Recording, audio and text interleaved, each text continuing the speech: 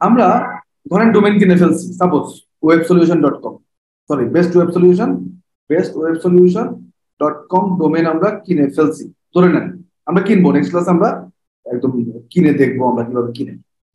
bestwebsolution.com আমরা কিনে ফেলছি সাপোজ। এখন কিনে ফেলার পর আমাদের কাজ কি? কিনে ফেলার পর আমাদের কাজ হইলো আমরা এই যে একটা ডোমেইন কিনছি, একটা ডোমেইন কিনছি, এই ডোমেইনের একটা ইমেল আইডি বানাবো। আমরা একটা ইমেল আইডি বানাবো, ধরেন russell@bestwebsolution.com, একটা ইমেল আইডি আমরা ক্রিয়েট করলাম। একটা ডোমেইন দিয়ে একটা ইমেল আইডি ক্রিয়েট করি, নট মোর দেন দ্যাট। একটা ইমেল আইডি ক্রিয়েট করলাম, একটা ইমেল আইডির আন্ডারে আবার বেশ কয়েকটা ইনবক্স ক্রিয়েট করা যায়। ইনবক্স কি জিনিস এগুলো আমরা একটু দেখবো পরে। বেশ কয়েকটা ইনবক্স, মাল্টিপল ইনবক্স ক্রিয়েট করা যায়। তো ধরেন আমরা 3টে ইনবক্স ক্রিয়েট করছি বা 2টা ইনবক্স ক্রিয়েট করছি।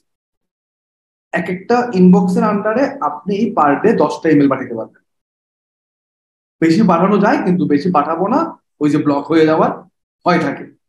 তাহলে আমরা একটা ডোমেইন ব্যবহার করে কি করতে পারতেছি, ধরেন 10টা 30টা ইমেল পাঠাইতে পারতেছি পার ডে, 30টা। তো 30টা ইমেল যদি আমরা পার ডে পাঠাই, এখন আপনি যদি মনে করেন যে হ্যাঁ আমি 30টা ইমেলে সন্তুষ্ট, ইটস ফাইন, পাঠাই 30টা ইমেল ডেলি, তাহলে আপনার একটা ডোমেইনে যথেষ্ট। যদি আপনি মনে করেন না আমি 30টা না, আমি ডেলি 60টা পাঠাবো, তাহলে আপনার ডোমেইন লাগবে 2টা। যদি বলেন না আমি 60টা কেন, আমার তো অপশন আছে, আমি 120টা ইমেল পাঠাবো ডেলি, তাহলে আপনার ডোমেইন লাগবে 4টা। এবার না আমি ডেলি 500 ইমেল পাঠাবো, তাইলে 30 দিয়ে 500কে ভাগ করেন, বা 600 পাঠাবো, 30 দিয়ে 600কে ভাগ করেন, আবার ডোমেইন লাগবে 20টা। ক্লিয়ার? মিনিমাম 30, ম্যাক্সিমাম যা পাঠাইতে চান 30 দিয়ে ভাগ, অতগুলো ডোমেইন আপনাকে কিনতে হবে।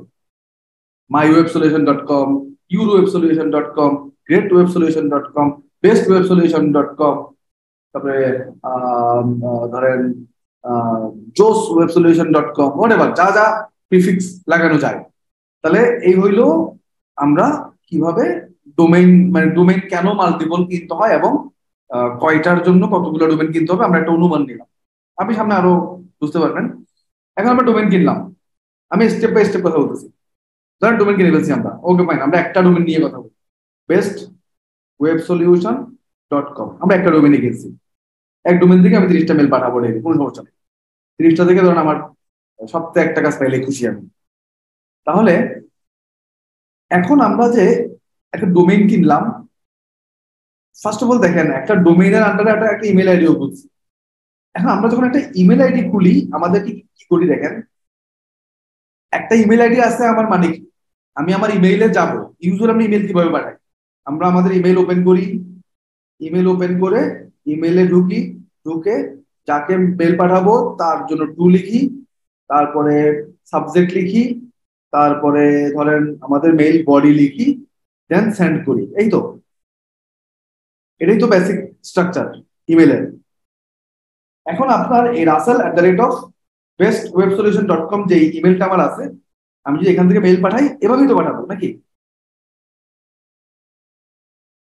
বলেন? জি ভাইয়া, এটাই এভাবেই তো তো নিয়ম। পাঠাবো, এটাই তো মেইল পাঠানোর নিয়ম। এখন যেটা সমস্যা সেটা হচ্ছে, আপনি এই bestwebsolution.com এখান থেকে যখন এভাবে মেইল পাঠাবেন, আপনি এভাবে পাঠাতে পারেন, কোনো সমস্যা নাই। আবার আমরা টুলসও ব্যবহার করতে পারি, আপনি চাইলে একটা পাঠাতে পারেন। যখন আপনি ডেলি 30টা পাঠাবেন তখন এটা ঠিক আছে, 15টা 20টা পাঠাবো, ওকে একটা একটা করে পাঠালাম। কিন্তু আপনি যদি এক ডেটায় 200 পাঠাতে চান, তাহলে কি সম্ভব? প্রত্যেকটা এরকম আলাদা আলাদা করে লেখা সম্ভব না, অনেক কমপ্লেক্স হয়ে যাবে। ওই কমপ্লেক্সিটি থেকে বের হওয়ার জন্য আমাদের ইউজ করতে হবে টুলস, আমাদের ইউজ করতে হবে টুলস।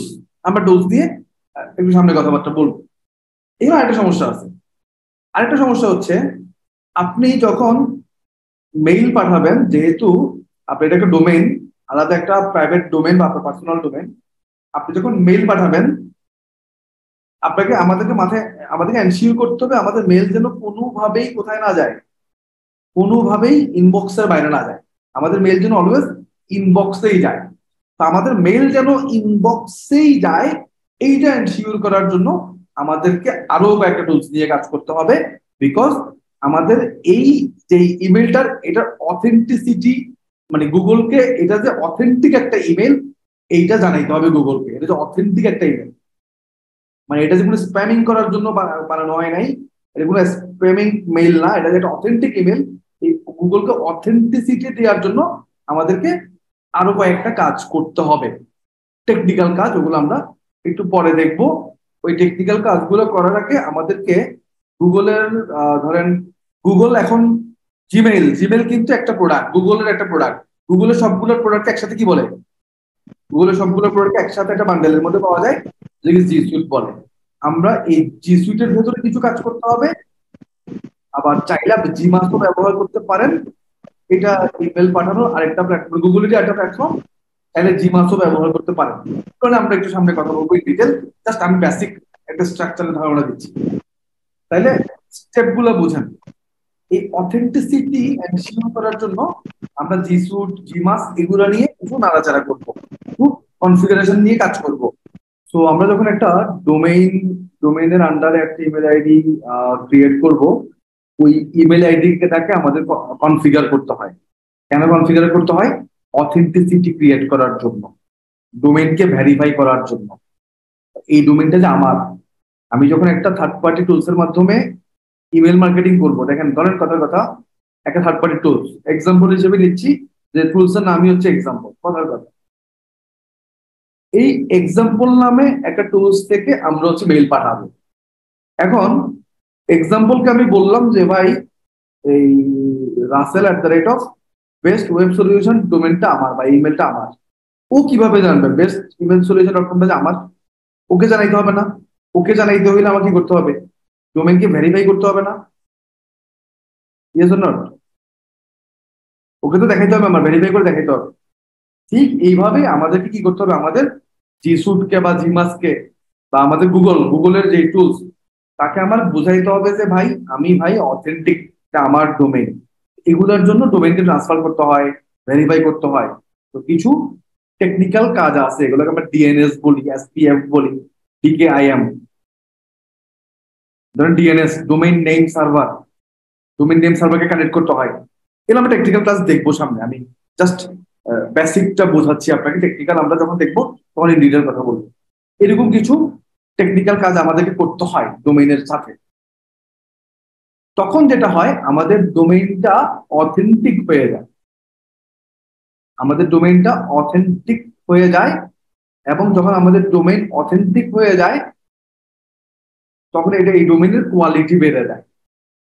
এই ডোমেইনের কোয়ালিটি বেড়ে যায়, অর্থাৎ কোয়ালিটি স্কোরিং হয়। কিন্তু ডোমেইনের কোয়ালিটি কিভাবে বাড়ে দেখেন, আপনি 50টা মেইল পাঠাইছেন, 50টা মেইলই কি একটা মেইল থেকেও আপনার কাছে মেইল রিটার্ন আসে নাই, মানে কোনো আনসার আসে নাই। এই যে আনসার আসে নাই, রিপিট, কেউ আপনাকে কোনো রিপিট মেইল পাঠায় নাই, আপনার ডোমেইনের কোয়ালিটি পড়ে গেছে। পয়েন্টটা বোঝেন?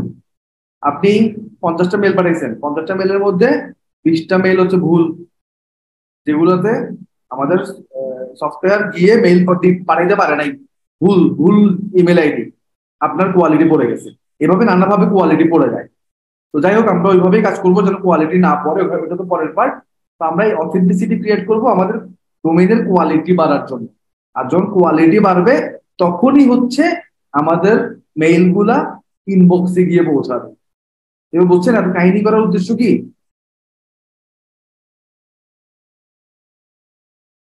এত কাহিনী করার উদ্দেশ্য একটাই, সেটা হচ্ছে মেল যাতে ইনবক্সে যায় পৌঁছায় ক্লায়েন্টের। ডোমেইনের যেন কোয়ালিটি বাড়ে, কোয়ালিটি বাড়লে আমাদের মেইল যেন ইনবক্সে গিয়ে পৌঁছায়। মানে উপরে এত কাহিনী করার, এত টুলস ব্যবহার করার, থার্ড পার্টি সফটওয়্যার ব্যবহার করার, এত কনফিগার করার, এই ডোমেইন কিনার এই উদ্দেশ্য হচ্ছে এটাই, যেন আমাদের মেইল গুলা ইনবক্সে গিয়ে পৌঁছায়।